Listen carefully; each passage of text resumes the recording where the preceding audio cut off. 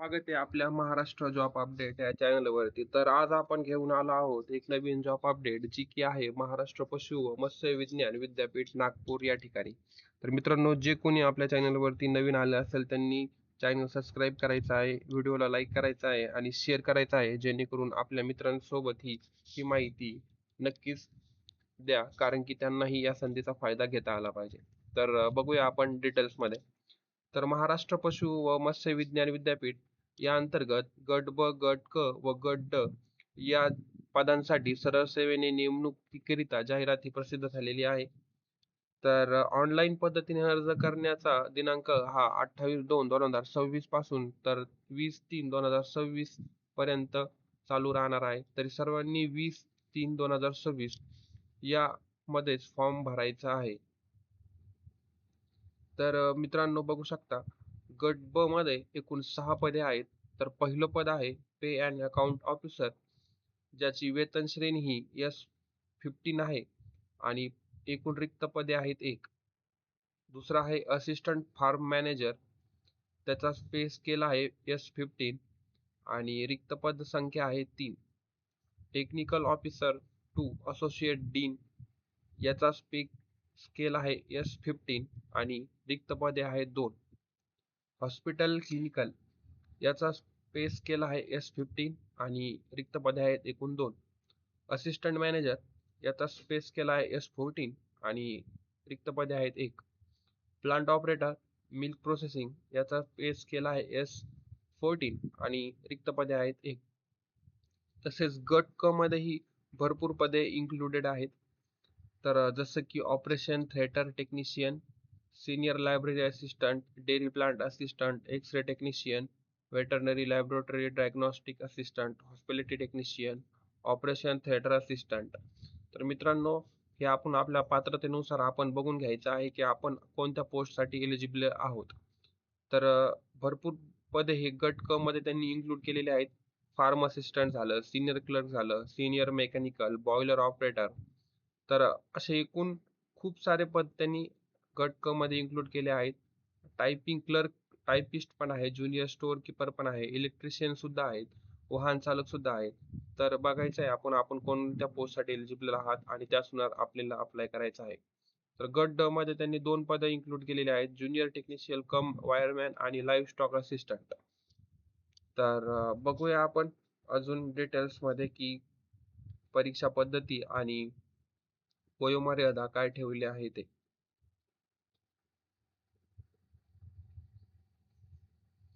तर मित्रांनो, यासाठी तुम्हाला किमान वय हे 18 असणं गरजेचं आहे आणि भारतीय नागरिकत्व असणं गरजेचं आहे, जे की सगळ्यांकडे असतं.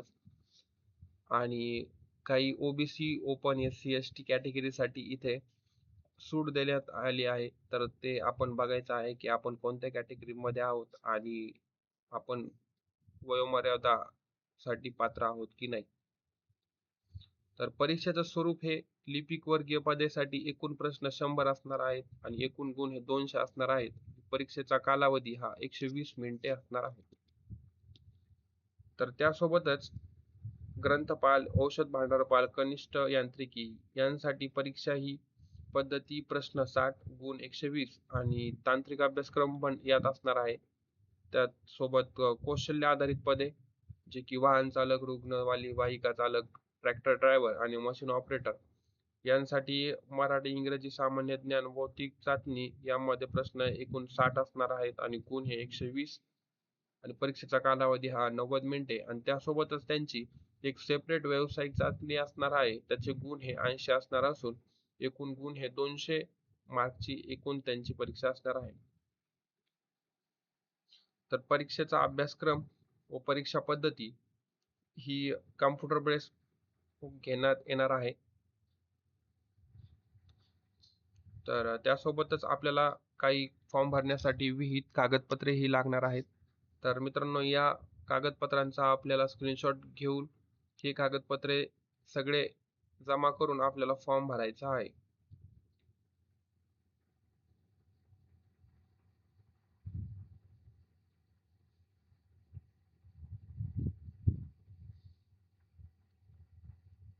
तर पात्रता बघू शकता कोणकोणत्या पोस्टसाठी कोण कोण एलिजिबल होणार आहे ते इथे सगळे डिटेल्समध्ये दिलेले आहे.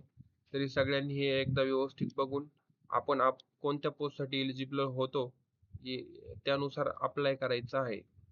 तर बघू शकता की कोणकोणत्या पोस्टसाठी प्रत्येक पोस्टसाठी वेगवेगळी डिग्री लागणार आहे. तर त्यानुसार आपण अप्लाय करायचं आहे.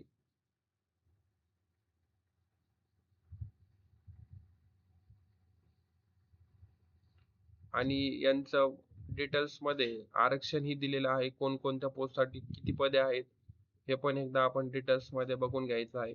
ही PDF मी आपल्या व्हिडिओच्या डिस्क्रिप्शन बॉक्समध्ये टाकेल जेणेकरून तुम्हाला एकदम डिटेल्समध्ये सगळे बघता येईल.